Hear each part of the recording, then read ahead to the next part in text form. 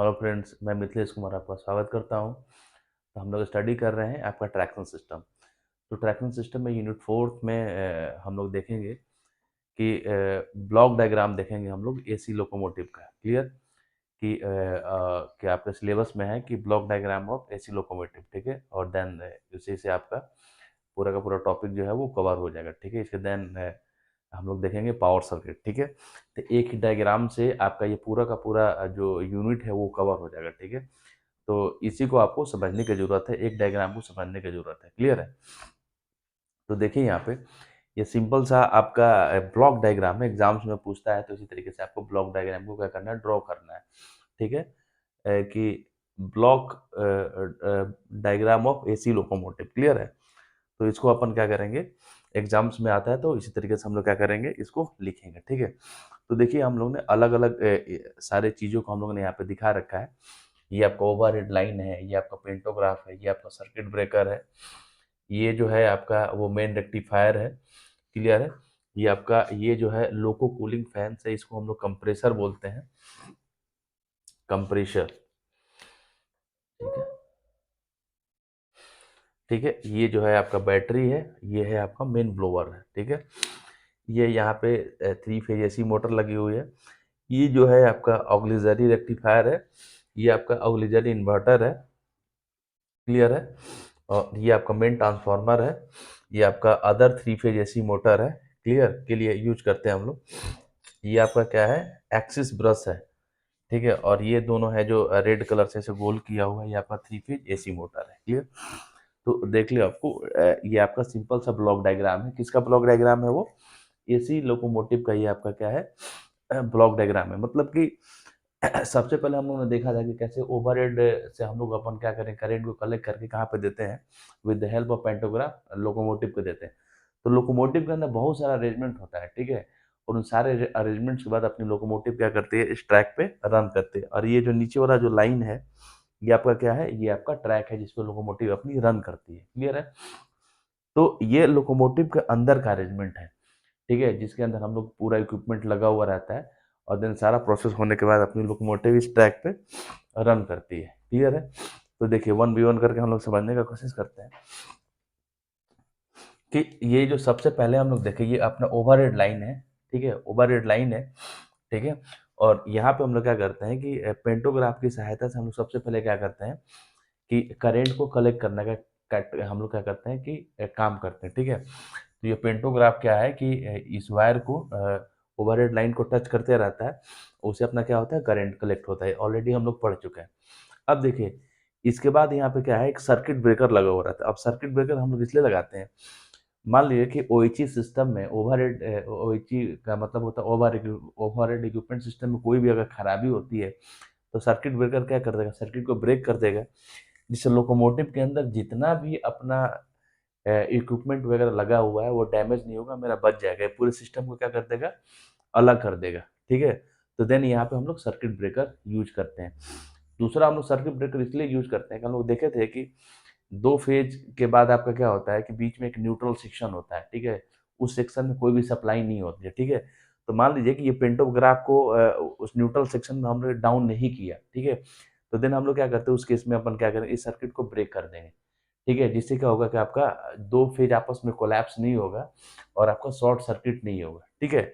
तो देन इसलिए भी हम लोग सर्किट ब्रेकर यूज करते हैं। मतलब एक तरीके से सर्किट ब्रेकर का मेन काम क्या है, सर्किट को ब्रेक करना और लोकोमोटिव को अपना बचाना या सुरक्षा तंत्र देना, ठीक है। आगे देखिए इसके बाद ये सप्लाई कहाँ पे आती है, ये आपका ट्रांसफार्मर लगा हुआ है, ठीक है। और इसको हम लोग बोलते हैं स्टेप डाउन ट्रांसफार्मर, ठीक है। और इस स्टेप डाउन ट्रांसफार्मर की मदद से हम लोग क्या करते हैं कि वोल्टेज को क्या करते हैं, डाउन करते हैं, देन हम लोग यूज करते हैं। ये देखिए इसका जो ये प्राइमरी साइड है, इसका ये जो प्राइमरी साइड का वाइंडिंग का, ये आपका इस एक्सल से जुड़ा हुआ है, ठीक। ये आपका एक्सेल है गोल वाला, ठीक है, इस एक्सेल से जुड़ा हुआ है, ठीक है। और ये जो एक्सेल है इस व्हील से जुड़ा हुआ है, ठीक है। ये जो है इस व्हील से जुड़ा हुआ है, ठीक है। और ये व्हील जो है आपका इस ट्रैक से जुड़ा, ये आपका ट्रैक है, ठीक है। तो देखिए यहाँ पे पेंटोग्राफ की सहायता से तो अपने को फेज मिल गया, ठीक है, फेज मिल गया। और ट्रांसफार्मर का एक जो वाइंडिंग है इस एक्सल से जुड़ा हुआ, और ये एक्सल ये लोहे के व्हील से जुड़ा हुआ रहता है, और वे व्हील जो ये पहिया होता है लोहे का, इस पटरी पे दौड़ता है, ठीक है? और ये जो पटरी होती है जगह-जगह ग्राउंड की रहती है, ठीक है? तो जिससे आपको क्या होता है कि आपका सर्किट क्लोज़ हो जाता है कि इसको एक न्यूट्रल पाथ मिल जाता है, तो फेज़ भी हो गया, न्यूट्रल भी हो गया। सर्किट मेरा क्या हो गया, क्लोज़ हो गया, ठीक है? तो जैसे ही सर्किट क्लोज़ होगा अपना करंट अपना फ्लो होने लगेगा, ठीक है? आगे देखिए, यहाँ स्टेप डाउन ट्रांसफार्मर है, ठीक है? अब यहाँ पे हम लोग क्या करते हैं कि इसको स्टेप डाउन करके हम लोग सिंपल सा यहाँ पे ये लगा रखा था। अगर इस ब्लॉक को देखो तो ये आपका रेक्टिफायर है और रेक्टिफायर का मेन काम क्या है? एसी को डीसी में चेंज करना, ठीक है? रेक्टिफायर का मेन काम क्या है? एसी को डीसी में चेंज करना, ठीक है? और देन यहाँ पे आपका हम लोग क्या करते हैं कि डीसी में चेंज करते हैं और यहाँ पे हम लोग डीसी लिंक बनाते हैं, ठीक है? ये देखिए यहाँ पे इस तरीके से आपका ये डीसी लिंक बना हुआ है, ठीक है? तो ट्रांसफार्मर के बाद ट्रांसफार्मर को हम लोग स्टेप डाउन करने के बाद हम लोग यहाँ पे रेक्टिफायर लगा रखे हैं और रेक्टिफायर का मेन काम क्या है? एसी को डीसी में चेंज करना, ठीक है? देन यहाँ पे देखिए ये सप्लाई आपकी जा रही है यहाँ पे, ठीक है? सप्लाई जा रही है यहाँ पे और यहाँ पे मेन इन्वर्टर लगा हुआ है और इन्वर्टर का मेन काम क्या है कि डीसी को एसी में चेंज करना, ऑलरेडी हम लोग जानते हैं, ठीक है? तो इस इन्वर्टर का मेन काम क्या है कि आपका जो डीसी है उसको आपका एसी में क्या करेगा, कन्वर्ट करेगा, वो भी थ्री फेज एसी में, ठीक है? थ्री फेज एसी में और देन अपने पास जैसे ही थ्री फेज एसी आती है तो यहाँ पे हम लोग क्या करते हैं, इस मोटर को सप्लाई देते हैं, क्योंकि यहाँ पे अपनी जो एसी मोटर कनेक्टेड है वो भी थ्री फेज की मोटर कनेक्टेड होती है। पहले ट्रैक्शन सिस्टम में हम लोग डीसी मोटर यूज करते थे, ठीक है? लेकिन अब हम लोग क्या करते हैं कि AC three phase AC motor use करते हैं, ठीक है? इसका बहुत सारा मतलब फंक्शन ऐसा है जो डीसी मोटर से कहीं ज़्यादा बढ़िया है, ठीक है? इसके स्पीड को इजीली हम लोग कंट्रोल भी कर सकते हैं, फ्रीक्वेंसी को वेरी कराने के, ठीक है?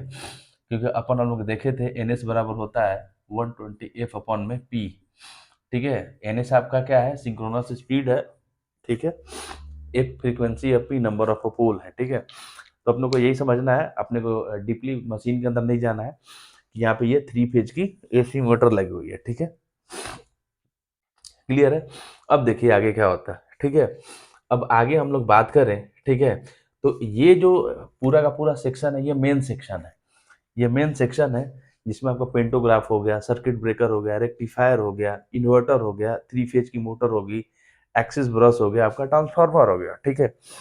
अब इसके बाद अगर हम इधर बात करें, इधर वाले पोर्शन की, तो इधर वाले पोर्शन को बोलते हैं ऑक्सिलरी पार्ट, ठीक है? ये आपका क्या है, सहायक पार्ट है, ठीक है? सहायक पार्ट है, ठीक है? तो देखिए यहाँ पे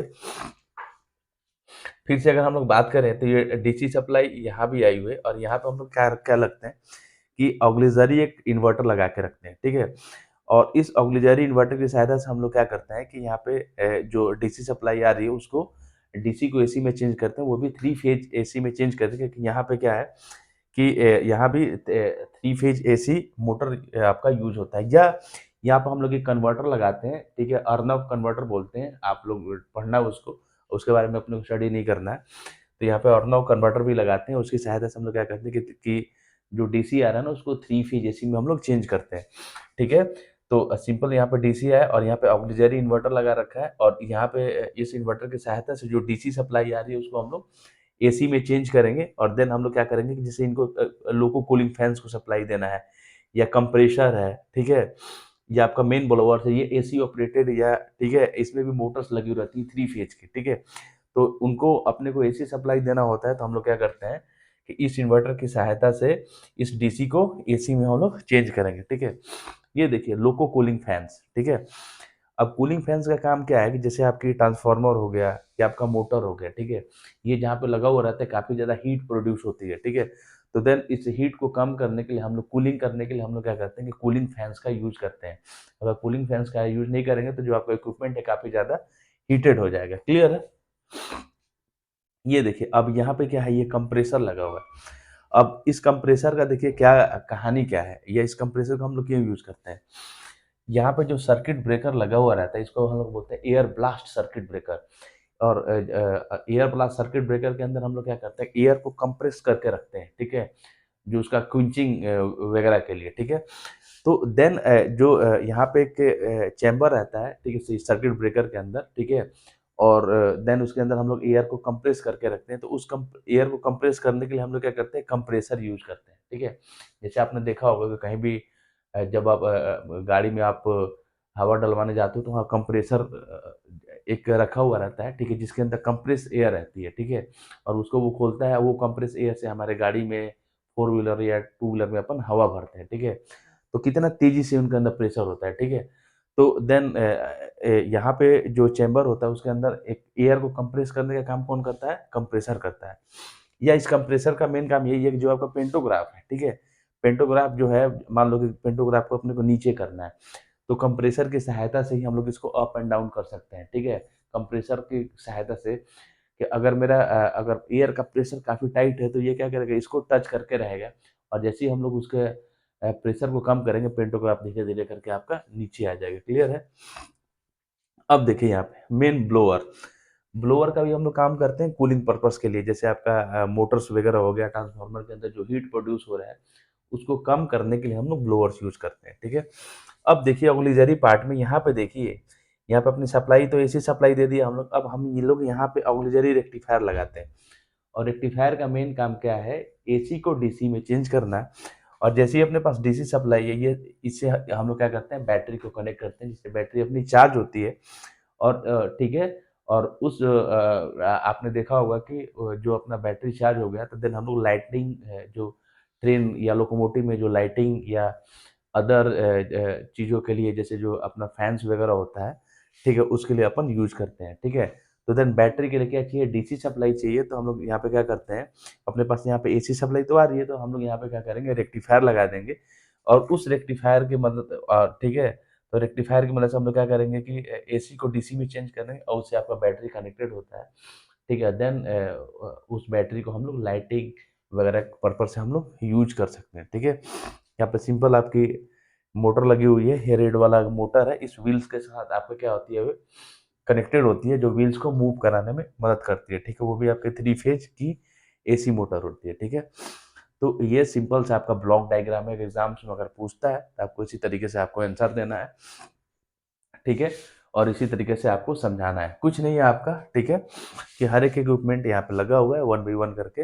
मैं फिर से बता देता हूँ, पेंटोग्राफ का मेन काम क्या है कि आपका ओवरहेड वायर से करंट को कलेक्ट करना, सर्किट ब्रेकर लगा हुआ रहता है, ठीक है, कि अगर ओएचई सिस्टम में किसी भी तरीके का फॉल्ट होता है तो सर्किट ब्रेकर क्या हो जाएगा, ट्रिप हो जाएगा, ठीक है, जिससे लोकोमोटिव के अंदर के जो भी इक्विपमेंट लगे हुए रहते हैं वो अपने सुरक्षित रह जाएंगे, ठीक है। इसके बाद ये सप्लाई सीधे ट्रांसफार्मर पे जाती है, ठीक है, और इसका जो प्राइमरी वाइंडिंग जो है इससे अपने एक्सल से कनेक्टेड होता है, और ये एक्सल जो है आपका व्हील से कनेक्टेड होता है, और ये व्हील जो है आपका पटरी के ऊपर होता है, ठीक है।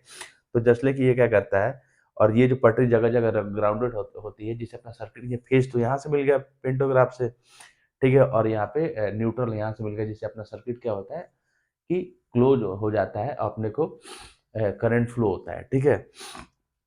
हम लोग यहाँ पे स्टेप डाउन ट्रांसफार्मर लगाते हैं, और ठीक है, और उसके द्वारा वोल्टेज को स्टेप डाउन करते हैं, देन जस्ट उसके बाद हम लोग क्या करते हैं कि यहाँ पे एक तरीके का हम लोग रेक्टिफायर लगाते हैं, रेक्टिफायर की मदद से हम लोग क्या करते हैं कि एसी को डीसी में चेंज करते हैं, और आगे जाके यहाँ पे हम लोग फिर से मेन इन्वर्टर लगाते हैं, ठीक है, और उस इन्वर्टर की सहायता से डीसी को थ्री फेज एसी में हम लोग चेंज करते हैं, और वो सप्लाई अपन कहाँ पे देते हैं, थ्री फेज एसी मोटर को देते हैं, ठीक है। आगे यहाँ पे एक डीसी लिंक है, ठीक है, यहाँ पे फिर अपन एक तरीके का इन्वर्टर लगाते हैं, इन्वर्टर का मेन काम क्या है, डीसी को एसी में चेंज करना, और हम लोग इसलिए चेंज करते हैं ताकि अदर जो इक्विपमेंट है वो एसी ऑपरेटेड है तो उनको सप्लाई देने के लिए, ठीक है, जैसे यहाँ पे कूलिंग फैंस है, कंप्रेसर है, बैट आपका ब्लोअर है, ये एसी ऑपरेटेड है, ठीक है। हम लोग बैटरी यूज करते हैं ट्रेन वगैरह में लाइट वगैरह के लिए, ठीक, कैसे अपनी लाइट आती है, ठीक है, तो उसके लिए अपने डीसी के लिए क्या चाहिए, डीसी सप्लाई चाहिए, तो यहाँ पे एसी आ रही है, तो यहाँ पे हम लोग फिर से क्या करेंगे, रेक्टिफायर लगा देंगे, रेक्टिफायर की सहायता से हम लोग क्या करते हैं, बैटरी को चार्ज करेंगे, ठीक है।